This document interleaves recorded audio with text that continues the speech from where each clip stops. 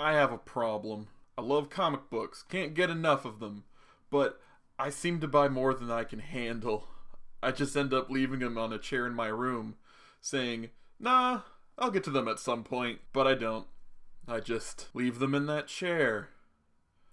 That damn comic book chair. Well, hello, fellow rejects. Didn't see you there. Today on the comic book chair, we are going to be looking at Deadpool, Suicide King. The plot revolves around sins of Deadpool's past and an insidious bet coming back to bite Deadpool in his tight red ass. He is framed for bombing an apartment building and now must face friend and foe to clear his name. Pretty straightforward, we get it. Moving on to characters. Deadpool, unsurprisingly, is in this book. The interpretation they use for Deadpool in this book is a less intense version of what I like to call ADHD pool. DP is still charming, clever, and witty, the things that make him a cool character, but his insanity is sometimes can overshadow him.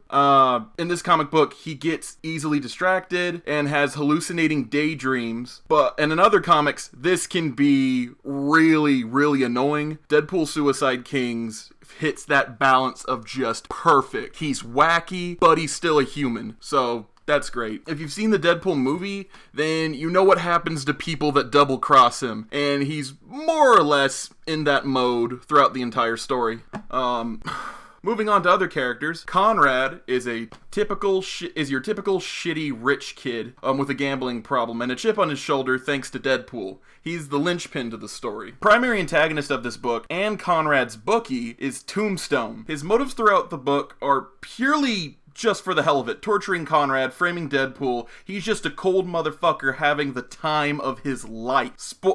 Major spoilers, he also has diamond hard skin. I did not know that was a power. Admittedly, I do not read a lot of books that have Tombstone in them, but I just thought he was really tough. Like he's just a badass normal. Did not know that was a power of his. Another primary character in this book is the Punisher. The Punisher, ironically, the hero who kills, sets his sights on Deadpool, the hero who is the definition of immortal. This is a comedy book, so Punisher is a bit lighter, despite the fact that he kills a bunch of people. Of course, Deadpool is light, and he kills a bunch of people too. Personality-wise, he's the pun we all know and love. Just really stern, mission-oriented, good straight man for the story.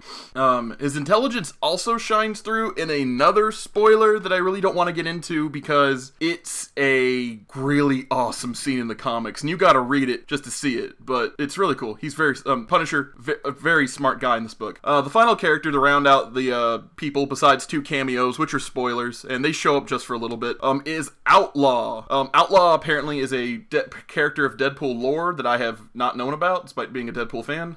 Maybe I just didn't read those or want to read those comics. But Outlaw is a mutant assassin with super strength, even though she's a marksman. So I guess she pulls really hard on her gun when she shoots people. Anyway, in the comic, she's just there to look pretty, and is part of a reoccurring gag with Deadpool. At this point in time in her history, she's retired from the superhuman adventuring and just is kind of like a place for Deadpool Deadpool just cries on her shoulder after the Punisher hands him his ass, as he does throughout the entire book.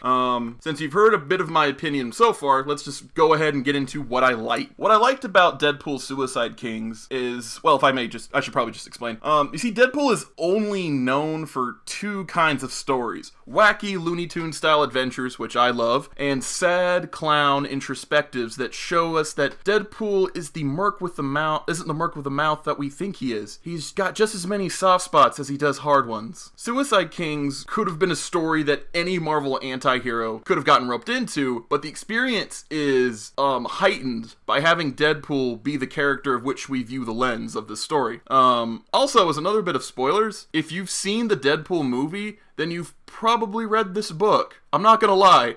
After picking up Deadpool Suicide Kings, I actually rewatched the movie, and there's a lot of major events that happen in it, even like Deadpool's overall like motives and just personality, that really match up eerily. Hey man, steal from the best, and this is a great book. Another thing I liked is Mike Benson and Adam Glass's writing.